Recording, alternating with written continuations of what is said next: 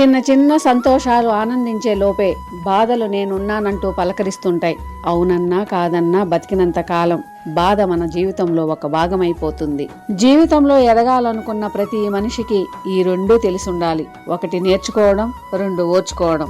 నేర్చుకునే సంకల్పం, ఓర్చుకునే సహనం రెండూ ఉన్నప్పుడే ఏదో ఒక రోజు నీ గమ్యాన్ని చేరుతావు. మాటలకు నేర్పుండాలి, ఓటమికి ఓర్పుండాలి, బాధకు ఓదార్పు కావాలి, మనసుకు శాంతి కావాలి, డబ్బుకు పొదుపు కావాలి, ఆశకి హద్దు కావాలి, ఆశయానికి లక్ష్యానికి పట్టుదల కావాలి.